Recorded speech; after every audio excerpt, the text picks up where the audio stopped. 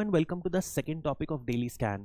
In this topic, we will be discussing about UN framework on tax जो अभी recently pass out हुआ है. यदि अपन समझें तो इसके लिए एक रेजोल्यूशन इंट्रोड्यूस किया गया था यूएन में, यूनाइटेड नेशन जनरल असेंबली में, और इस रेजोल्यूशन का नाम था resolution for promoting the inclusive and the effective. ये नाम था रेजोल्यूशन का. इसे किसने इंट्रोड्यूस किया था?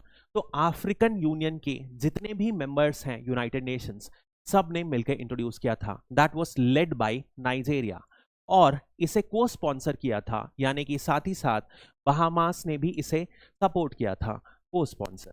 यानी कि अब बहामास क्या है? एक कैरिबियन नेशन है. अब यदि आप देखोगे तो कैरिबियन नेशंस को हमेशा से टैक्स हेवन का दर्जा दिया गया है, और इन्हें हमेशा से एक्सक्यूज किया जाता है कि ये टैक्स सिक्रेसी की वजह से रेस टू द बॉटम में ज्यादा से ज्यादा पैसा अपने तरफ कंपनी को लाती हैं, जहां से बहुत लॉसेस होता है टैक्सेस में ग्लोबली. ऐसा कैरिबियन कंट्रीज को एक्यूज किया जाता है. इस वजह से ऐसी सिचुएशन में बहामास को इस रिजोल्यूशन को स्पॉन्सर करना दिखाता है कि एक्चुअल और रियलिटी में कितना ज्यादा डिफरेंस है. तो जहां पर आप एक क्लियर डिफरेंशिएशन देख सकोगे अफ्रीकन नेशंस और कैरिबियन नेशंस, यानी कि मोस्टली डेवलपिंग नेशंस ने इस रिजोल्यूशन को सपोर्ट किया है. इंडिया ने भी इसको सपोर्ट किया है. वहीं पर जितने भी डेवलप्ड कंट्रीज हैं, पर्टिकुलरली लेड बाय यूरोप की organisation OECD, organisation for economic cooperation and development, ये सारी की सारी ओईसीडी कंट्रीज ने, मोस्ट बैरिंग फ्यू जैसे नॉर्वे ने एब्सटेन किया वोट करने से, बट अदरवाइज चाहे वो यूएस हो, कनाडा हो, यूके हो या स्विट्जरलैंड हो, सबके सब ने इसको ऑपोज किया था. बट इस ऑपोजिशन के बाद भी, क्योंकि डेवलपिंग कंट्रीज की मेजॉरिटी है, 22 दिसंबर को यह रेजोल्यूशन पास हो गया. तो इस रेजोल्यूशन का क्या मेजर एम है? यदि अपन अभी तक देखें तो कहीं पर भी यूनाइटेड नेशंस का टैक्स फ्रेमवर्क में कोई भी मेजर रोल अभी तक नहीं आया. तो पहली बार ये रेजोल्यूशन एक ऐसी बात करता है कि यूएन का एक फोरफ्रंट रोल आए, यानी यूएन आगे बढ़ चढ़कर टैक्स कोऑर्डिनेशन और कोऑपरेशन में इंटरनेशनल लेवल पर लीड करे between the developing countries and the developed countries. ऐसा ये रेजोल्यूशन के पास होने की वजह से होगा. और इसके बाद क्या होगा? इंटर गवर्नमेंटल कमिटी एक बनेगी जो फाइनल रूल्स अब ड्रॉ अप करेगी और कैसे इसे इंप्लीमेंट किया जाए. ऐसा क्यों हो रहा है? क्योंकि कुछ महीने पहले अगस्त 2023 में एक रिपोर्ट आई थी, और इस रिपोर्ट के तहत यूनाइटेड नेशंस का रोल को एडवोकेट किया गया था कि टैक्स के केस में यूएन का रोल को ज्यादा प्रमोट करने की जरूरत है. अब इस रिपोर्ट में कहा गया कि कुछ फ्रेमवर्क्स हैं, कुछ तरीके हैं जिसमें यूटिलाइज किया जा सकता है, जिसमें यूएन के रोल को बढ़ाया जाए. उसमें 3 तरीके मेंशन थे. सबसे पहला एक मल्टीलैटरल कन्वेंशन ऑन टैक्स, दूसरा a framework convention on international tax cooperation, एक टैक्स के ऊपर और दूसरा कोऑपरेशन के ऊपर, वहीं पर एक framework for international tax cooperation. क्या डिफरेंस होता है? यदि आप देखोगे कन्वेंशन होता है तो ये लीगली बाइंडिंग होता है, यानी कि अब यूएन के पास और कंट्रीज के पास पावर रहेगा कि वो इसे एनफोर्स करे. कितना ज्यादा एनफोर्स होता है वो प्रैक्टिकल रियलिटी डिफरेंट चीज है, but convention is legally binding on countries. कम से कम यूनाइटेड नेशन के मेंबर्स प्रेशराइज कर सकते हैं कुछ इंडिविजुअल गवर्नमेंट्स पर जो इसके प्रोविजंस के हिसाब से अबाइड नहीं कर रहे हैं. वहीं यदि अपन फ्रेमवर्क की बात करें तो ये फ्रेमवर्क मात्र एक तरीके की गाइडलाइंस होती है जो कंट्रीज को फॉलो करना चाहिए. ये कहीं पर भी लीगली एनफोर्सिंग नहीं होती है. तो सबसे पहले तो ओईसीडी कंट्रीज ने क्या किया कि ये रिजोल्यूशन के अगेंस्ट पिच करते रहे, बट जब देखा उन्होंने कि इस पर दाल नहीं गल रही है, तो उन्होंने पर्टिकुलरली यूके ने सजेस्ट किया कि आप कन्वेंशन मत साइन करो, आप साइन करो एक फ्रेमवर्क, ताकि कोई भी लीगली बाइंडिंग चीज ना हो. This is the double standards that OECD led European powers हमेशा से शो करते हैं. अब यदि अपन बात करें तो ऐसा जरूरत क्यों है कि अपन यूनाइटेड नेशंस को एक फ्रेमवर्क पर इनकॉर्पोरेट करें टैक्स कोऑर्डिनेशंस? यदि अपन देखें अभी जो टैक्स कोऑर्डिनेशन है वो ओईसीडी का है मेजरली, जो लीड कर रहा है, यानी कि जितने भी मेजर टैक्स कोऑपरेशन हुए हैं ग्लोबल लेवल्स पर वो ओईसीडी के फ्रेमवर्क में ही हुए हैं. और उसमें सबसे ज्यादा इंपॉर्टेंट है बेप्स कन्वेंशन. बेप्स होता है यानी कि base erosion and profit shifting. 2018 में डायरेक्ट क्वेश्चन है, BEPS often seen in news, base erosion and profit shifting often seen is in news is related to which of the following। चार बेहद easy options थे, बहुत easy था। होता क्या है BEPS, आप समझो जैसे कि एक कंट्री A है और एक कंट्री B है। अब लेटस से A पर टैक्स जो है 30% है और B पर टैक्स रेट जो है 5% है।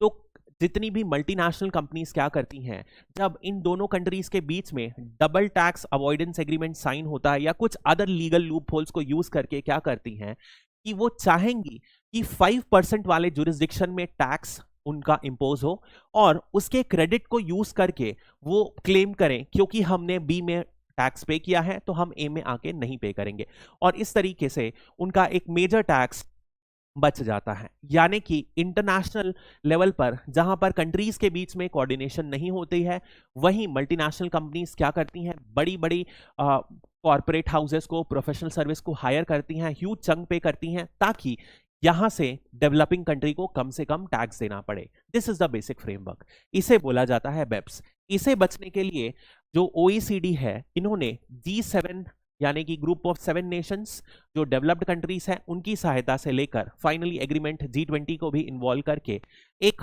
2 पिलर्ड अप्रोच फॉलो हुई थी जिसमें एक एग्रीमेंट बना था। तो इस पिलर में यदि आप देखोगे, सबसे पहला पिलर ये कहता था कि जो टैक्स जहां से पैसा मिल रहा है उस जुरिस्डिक्शन में भी कंपनी को पैसा देना पड़ेगा। फॉर एग्जाम्पल लेट अस से दिस इज इंडिया। यदि आप देखोगे नेटफ्लिक्स यहां से एक सब्सटैंशियल पैसा कमा रही है, क्लोज टू 65 लाख माना जाता है यूजर्स हैं नेटफ्लिक्स के इंडिया में। अब क्योंकि नेटफ्लिक्स इन्हीं के कारण एक बहुत अच्छी खासी रेवेन्यू अर्न कर रही है इंडिया से, तो इंडिया के पास पावर होने चाहिए ताकि वो नेटफ्लिक्स को टैक्स कर सके। यानी कि पहला फ्रेमवर्क वो कहता है ऐसी कंपनीज, मल्टीनेशनल कंपनीज जो एक होस्ट कंट्री जहां पर वो बेस्ड नहीं है वहां से सिग्निफिकेंट रेवेन्यू अर्न करती है, तो ऐसी कंट्री को अपन टैक्सेशन पावर देंगे, ये पहला फ्रेमवर्क कहता है। सेकंड पिलर जो इसी में कहता है वो ये है कि अभी क्या होता है, जैसे अपन ने बात किया कि यहां पर 5% टैक्स है, तो 5% टैक्स है तो कंट्रीज क्या यहां पर स्टैब्लिश करना चाहेंगी अपना मेजर ऑपरेशंस और फिर यहां से अपने ऑपरेशंस बाकी ओवरऑल ग्लोबली लीड करेंगी।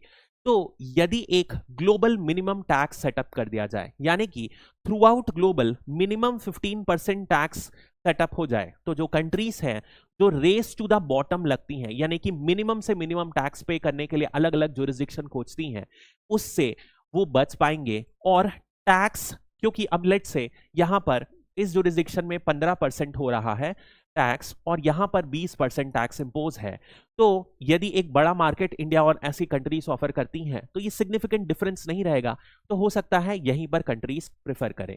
इस तरीके से 2 पिलर्ड अप्रोच है, प्रॉफिट शिफ्टिंग और जो टैक्स लायबिलिटीज बचना है उससे बेप्स के फ्रेमवर्क में OECD में बात की गई है। अब कहा गया है इस फ्रेमवर्क को इंक्लूसिव फ्रेमवर्क बोला गया है, बट कुछ प्रॉब्लम है इस फ्रेमवर्क में जिसकी वजह से जो African union led developing countries हैं कहती हैं कि UN का रोल ज्यादा जरूरी है। क्यों? क्योंकि OECD का जो इंक्लूसिव फ्रेमवर्क है, अफ्रीकन यूनियन ऐसा कहती है कि इसमें डेवलपिंग कंट्रीज पर्टिकुलरली अफ्रीका जैसी कंट्रीज का कितना ज्यादा पार्टिसिपेशन रेट है। जब आपने पॉलिसी बनाई तो क्या आपने अफ्रीकन कंट्रीज को इन्वॉल्व किया डिसीजन मेकिंग में? अभी उनका कितना स्टेक है? उनकी प्रॉब्लम्स को आपने किया? नहीं किया। तो भले ही आपका नाम इंक्लूसिव फ्रेमवर्क है, बट आप अभी भी डेवलपिंग कंट्रीज के कंसर्न्स को एड्रेस नहीं कर रहे हो, इसीलिए जरूरत है एक वाइडर इंक्लूसिव फ्रेमवर्क की, जो कौन प्रोवाइड कर सकता है? UN। अब यदि आप देखोगे OECD में कौन मेंबर्स हैं? डेवलपिंग कंट्रीज में, developed countries, particularly western developed countries Europe की जो हैं वो मेंबर हैं। ऐसी कंडीशन में जितनी भी डेवलपिंग कंट्रीज हैं, जैसे मान लो अफ्रीका की कंट्रीज, लैटिन अमेरिका की कंट्रीज, इनका स्टेक तो है ही नहीं, तो यदि ये कोई अमेंडमेंट करना चाहते हैं तो OECD में कैसे करेंगे? That is one bigger framework जो इशू रेस किया गया है। सेकंड, एक और मुद्दा इंपॉर्टेंट है, यदि आप देखोगे तो ये रिच कंट्रीज की ही जो बड़ी बड़ी प्रोफेशनल सर्विस हैं, जो CAs रहते हैं, लॉ फर्म्स रहती हैं, यही इन कंपनीज को, मल्टीनेशनल कंपनीज को सारी एडवाइस देती है, जिससे कि ये लीगल लूप होल्स को यूज करके जो बेस इरोजन एंड शिफ्टिंग अपन ने पढ़ा, इसे एक्सप्लॉइट करते हैं। यानी टैक्स कम देने की जो प्रक्रिया और एडवाइस शुरू होती है वो professional firms in developed countries, जैसे सबसे इंपॉर्टेंट आता है यूके, लंदन की फाइनेंशियल सर्विसेज इसमें लीड करती हैं। बट जहां पर ये रूल बना रहे हैं वहीं इनके खुद के बैकयार्ड में, अपनी ही कंट्री में ऐसे वॉयलेशंस बहुत रैम्पेंट है। इनफैक्ट यदि आप देखोगे आयरलैंड में जो टैक्स रेट है 7% है, यानी कि एक तरफ आप मिनिमम टैक्स ऑफ 15% की बात कर रहे हो, बट आपके खुद ही घर आने में 7% टैक्स है, उससे आधा टैक्स है। वहीं ऐसा ही यूएस के लिए भी बहुत ज्यादा स्ट्रिक्ट सीक्रेसी नॉर्म्स माने जाते हैं। इस नॉर्म्स को यूज करके क्या रहता है, प्राइवेसी और राइट टू इंडिविजुअल के बेसिस को, ऐसे नॉर्म्स को यूज करके यूएस कभी भी डेटा शेयर नहीं करता है। तो आप किसे हेल्प कर रहे हो, आप ऐसी कंपनीज को, ऐसे टैक्स इवेडर्स को हेल्प कर रहे हो जो डेवलपिंग कंट्रीज को छोड़कर डेवलप्ड कंट्रीज गए हैं या वहां पर अपने पैसे स्टोर करे हैं बैंक्स पे। That is one major issue. इसके अलावा टैक्स जस्टिस नेटवर्क का कहना है कि सालाना close to 480 billion US dollar जो है टैक्स की चोरी में गायब होते हैं। और ये मेजरली कहां से गायब होते हैं, इसका जो मेजर सफरिंग होती है वो डेवलपिंग कंट्रीज से होती है। ऐसा अपन क्यों कह रहे हैं, क्योंकि ज्यादा से ज्यादा जो मल्टीनेशनल कंपनीज है वो कहां पर बेस्ड है, वो वेस्ट पर बेस्ड है। उनके पास पावर होता है टैक्स करने का। बट जैसा कि अपन ने नेटफ्लिक्स का केस डिस्कस किया, क्या इंडिया टैक्स कर पा रही है, कितना टैक्स ले पा रही है, बहुत लिमिटेड। इसी वजह से डेवलपिंग कंट्रीज का ज्यादा टैक्स इवोजन हो रहा है, जबकि ये एक बड़ा मार्केट है, फिर भी यहां से टैक्स इवेजन बहुत रैम्पेंट है। इसके अलावा एक और मेजर प्रॉब्लम है कि अभी जो अपन ने बात की ओईसीडी के प्रपोजल, जैसे कि यहां पर मिनिमम टैक्स रेट की बात करी 15%, इसमें भी प्रॉब्लम है। 15% में क्या प्रॉब्लम है कि ग्लोबली जैसे डेवलप्ड कंट्रीज में 25% के आसपास टैक्स है। यदि आप इंडिया में देखोगे तो नए फर्म्स के लिए 22% कॉर्पोरेट टैक्स रेट है और कुछ उस पर सेस लगते हैं। नेट बैठता है 23-24% के आसपास नए फर्म्स के लिए। पुराने फर्म्स के लिए 25% प्लस कुछ, यानी कि 28%, 27 से 28% के बीच में कॉर्पोरेट टैक्स बैठता है। अब जहां पर 25% की ग्लोबल डिमांड थी, वहां पर आप 15% में सेट हो गए, तो क्या डेवलपिंग कंट्रीज जैसे इंडिया को फायदा मिलेगा, बहुत लिमिटेड मिलेगा। और इसी प्रोविजन, इसी डील के तहत आपने एक मेजर चीज कर दी कि जितने भी इंडिविजुअल टैक्सेस हैं, जैसे इंडिया ने 2016 में एक इक्वलाइजेशन लेवी इंपोज किया था कि जैसे मान लो आप फॉर एग्जांपल लेट से मेरा एक फर्म है, अब इस फर्म से मैंने कोई बाहर वाली कंपनी लेट से गूगल पर कुछ मेजर एडवर्टाइजिंग पैसा भेजा, जैसे मान लो मैंने 5 लाख रुपए भेजा, तो कुछ पैसा टैक्स के रूप में इस फर्म को देना पड़ेगा। यानी कि डिजिटल टैक्स, एक तरीके से इसे गूगल टैक्स बोला जाता है, जो इंडिया ने पहली बार 2016 में इंट्रोड्यूस किया था। ऐसा प्रोविजन था। बट क्या ये एक्चुअली अप्लाई हो पाएगा? इस प्रोविजन के तहत ऐसे टैक्स को डेवलपिंग कंट्रीज को फोरगो करना पड़ेगा, तभी ओईसीडी का फ्रेमवर्क लागू होगा। ये भी एक मेजर प्रॉब्लम है। और एक सबसे जो, यदि अपन मोरली या एथिकली बात करें, तो क्या जो टैक्स एजेंडा है सिर्फ डेवलपिंग कंट्रीज का एजेंडा है? जब डेवलप्ड कंट्रीज का एजेंडा है, जब डेवलपिंग कंट्रीज को ज्यादा हानि हो रही है, तो लॉ बनाने का, पॉलिसी बनाने का उन्हें भी हक है। इस वजह से ये फ्रेमवर्क में डेवलपिंग कंट्रीज को भी इक्वल पार्टनरशिप मिलनी चाहिए। इसी वजह से ये फ्रेमवर्क को एक्चुअली मटेरियलाइज किया गया। यदि अपन बात करें ओईसीडी क्यों इसको अपोज कर रहा है, इसमें यूएस ने एक आर्ग्यूमेंट दिया है कि जहां पर अपन ने अभी बात किया, ओईसीडी जो है ऑलरेडी एक फ्रेमवर्क बना चुका है जो कि G20 ने अप्रूव कर दिया है। तो जब ऑलरेडी इंटर गवर्नमेंटल अप्रोच और एग्रीमेंट चल रहा है, तो यदि आप एक और यूनाइटेड नेशंस की ट्रीटी बना दोगे, तो दोनों के बीच में क्या होगा, डुप्लीकेशन एफर्ट होगा, यानी कि दो तरफ प्रॉब्लम होगी। और यदि कोई कन्फ्लिक्ट रूल्स बन गए तो उनके कोऑर्डिनेशन में और ज्यादा डिफिकल्टी आएगी। This is what has been highlighted. अब लेकिन इसके विरोध में अफ्रीकन यूनियन का क्या कहना है कि यूएन क्या है, एक यूनिवर्सल बॉडी है। यूएन में कितने मेंबर हैं? 193 मेंबर्स। वहीं ओईसीडी में कितने हैं? 38 मेंबर्स डेवलप्ड कंट्रीज के। तो क्या यूएन बेटर फ्रेमवर्क नहीं है? ज्यादा यूनिवर्सल मेंबरशिप होने की वजह से UN is a better member.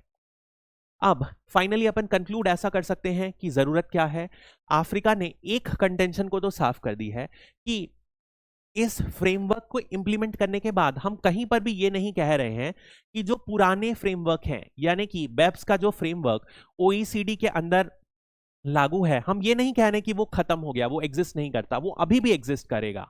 But on top of it जितने फ्यूचर नेगोशिएशंस होंगे यूएन के अंदर लीड होंगे। That is the basic framework.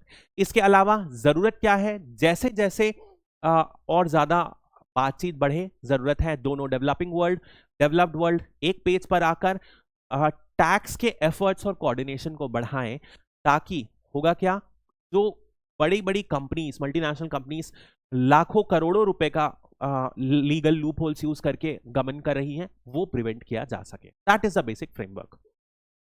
अब अपन एक क्वेश्चन देखते हैं जो यूपीएससी 2018 में प्रीलिम्स में आया था, with reference to the India's decision to levy a equalization levy of 6%, 6% का लगाया था, on online advertisement services offered by non-residential entities. Which of the following statement is are correct? Correct पूछ रहा है, ध्यान रखिएगा।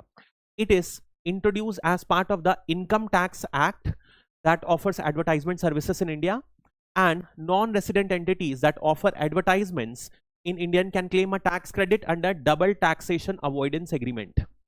अब ये क्वेश्चन आया 2018 में। अब let me tell you this question is not at all easy, क्योंकि ये जो एक्ट इंट्रोड्यूस किया गया था, इस बिल को 2016 के फाइनेंशियल जो बिल रहता है उसमें इंट्रोड्यूस किया गया था। अब उस समय के ये प्रोविजन रिमेंबर करना 2 साल पहले के बजट में इट्स क्वाइट अ टफ, और इस वजह से ये एक डिफिकल्ट क्वेश्चन था for anybody who would have attempted this. तो पहला पॉइंट गलत है, इनकम टैक्स एक्ट पे इसे नहीं इंट्रोड्यूस किया गया, इसे फाइनेंस एक्ट के फाइनेंस बिल की तरह इंट्रोड्यूस किया गया था 2016 में। और सेकंड, यदि डीटीएए की तरफ उसको बेनिफिट मिल गया तो फिर तो इंटायर एग्रीमेंट का कोई फायदा ही नहीं रहा, तो इसके लिए तो बिल्कुल गलत है सेकंड। तो व्हाट आइडियली यदि मैं उस समय अटेम्प्ट कर रहा होता तो मेरे दिमाग में सेकंड तो बिल्कुल सही है कि ये स्टेटमेंट गलत है, तो आंसर बी नहीं हो सकता और सी भी नहीं हो सकता, तो answer would either have been A और डी, ऐसा सोच सकते हैं। क्योंकि इनकम टैक्स एक्ट में किया कि फाइनेंस एक्ट में किया, ये याद रखना थोड़ा सा मुश्किल है 2 साल बाद, और उस समय इतना ज्यादा इस बिल को, इस इक्वलाइजेशन लेवी को इनकॉर्पोरेट भी इंपॉर्टेंस नहीं दी गई थी। But still the answer is D. ऐसे क्वेश्चंस कई बार आ जाते हैं ट्रिकी, कुछ क्वेश्चंस को अपन मान के करना पड़ता है कि हमसे सही नहीं होंगे, and we need to move on. थोड़ा सा देख लेते हैं बिकॉज क्वेश्चन किए हैं। तो ये 2016 में इंट्रोड्यूस किया, फाइनेंस बिल में इंट्रोड्यूस किया गया।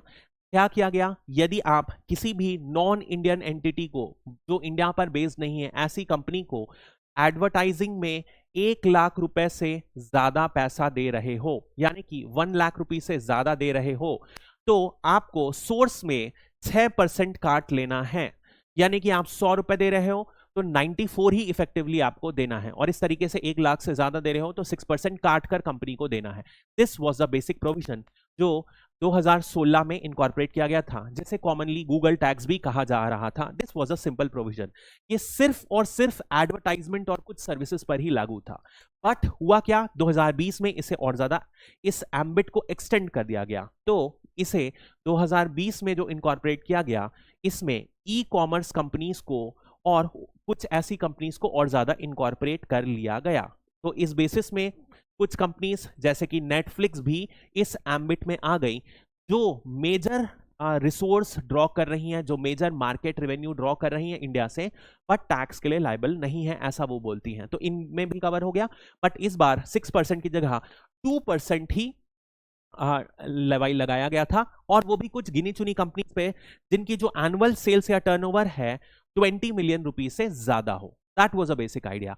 अभी का जो फ्रेमवर्क है वो ये बोलता है, यदि ओईसीडी का बेप्स एग्रीमेंट और जो G7 लेड एग्रीमेंट है वो अप्रूव हो जाता है, तो इंडिया को दोनों जो इक्वलाइजेशन लेवी है 6% और 2% का, उसे रिमूव करना पड़ेगा। ये क्लियरली मेंशन्ड है, यानी कि उस फ्रेमवर्क में आने के लिए India will have to cancel this tax, तभी के तभी वो बेप्स एग्रीमेंट में आगे बढ़ेगा। So that's all for this topic. Thank you.